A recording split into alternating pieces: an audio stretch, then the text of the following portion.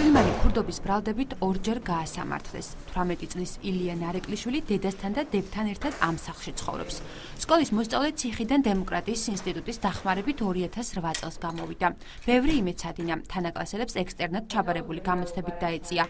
სკოლის ატესტატი აიღო და ბათუმის საზღვაო აკადემიის სტუდენტი გახდა. სოციალურად დაუცველ 18 წლის ბიჭს თანხის გადაუხდელობის გამო აკადემიამ სტუდენტის სტატუსი შეუჩერა. ციხიდან რო გამევედი, ეს რეალური თვალით შევხედე ამას. ცხოვრებაში მარტო დედაშებს ჩემი იმედი აქვს და ჩემნებს კიდე ჩემი იმედი აქვს. მე ვარ აქ სახლში დარჩენილი, რომ უნდა ვეპატრონო ჩემნებს და დედაჩემსაც. რაში იხარჯება აკადემიაში სტუდენტების მიერ შეტანილი სწავლის გადასახადი, რასაც აჭარის ბიუჯეტიდან მიღებული დაფინანსებაც ემატება. ამ თემით გაზეთი ბათუმელები დაინტერესდა.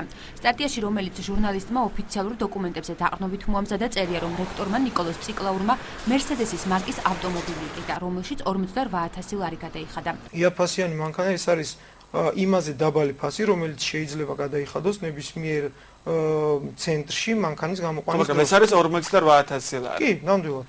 მობილურ ტელეფონში 4,097 ლარი დახარჯა, ხოლო საკუთარი კაბინეტის ავეჯი 47,000 ლარად იყიდა. ცხოვრობდა სასტუმრო შერატონსა და სასტუმრო სანაპიროში.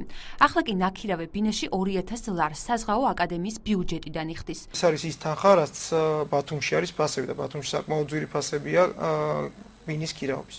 ხო, მაგრამ 2,000 ლარზე იაფადა წაარი ბუნებრივი ბინები. მე ვეძებ ძალიან მაგრამ ეძებს კომფორტს რექტორი და გარდა ამისა ნებისმიერი ადამიანი კომფორტს ეძებს. ილია ნარეკვლიშვილი სხვა სოციალურად დაუცველი სტუდენტებისგან იმით განსხვავდება, რომ გამოცდებისთვის ციხეში მოემზადა.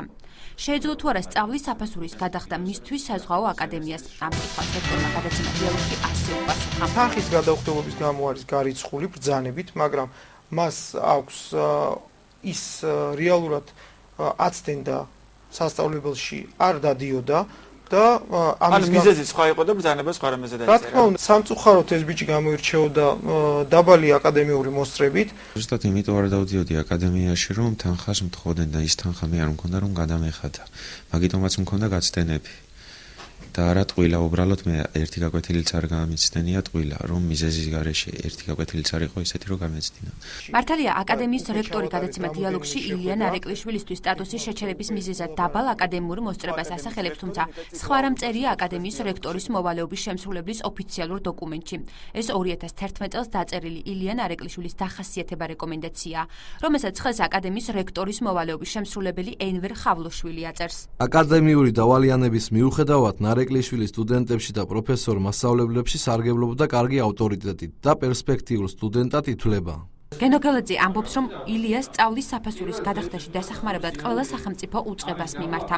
ერთადერთი ვინც სტუდენტს 1000 ლარი გამოუყო ქალაქის მერია იყო, თუმცა თანხა სწავლის გასაგრძელებლად არასაკმარისი აღმოჩნდა. როგორია სახელმწიფოს დამოკიდებულება და პასუხისმგებლობა არასრულწლოვანი მსჯავრდებულებისადმი. ამ კითხვას დემოკრატიის ინსტიტუტის მმართველი გენოგელაძე პასუხობს.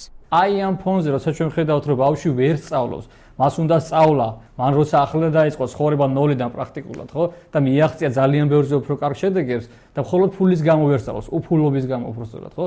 და როცა ამ დროს ვიღაცა მართლაც პირადი ფუფუნების გამო იგივე სტუდენტების გადასახადიდან, ხო, უაზრო ცხოვრებას იწყობს დავუშვათ, ხო? განსაკუთრებით კარგ ფუფუნებაში ცხოვრობს, მართლა არასერიოზულად, როცა ამ ბავშვს შემოთლა საუბარს დაიწყებს, რომ თითქოს ბავშვი სხვა პრობლემების გამო ვერ აგრძელებს სწავლას და არა იმიტომ, რომ მას ჰქონდა ფინანსური პრობლემები. ჩვენ ვადასტურებთ და ვაცხადებთ, რომ ბავშვი ნარეკვლიშვილი მხოლოდ იმის გამო ვერ არის დღეს აკადემიის სტუდენტი, არა ვერ არის, რომ მას არ ჰქონდა ფული. ილიას სწავლის გაგრძელებას აღარ აპირებს. რამდენიმე თვე თურქეთში მუშაობდა. ბათუმში დაბრუნებული ისევ ბარგს ალაგებს. ამჯერად სამუშაო საძებნელად თბილისში ბიძასთან მიდის. ილია პენსიონერ დედას და დებს უნდა დაეხმაროს.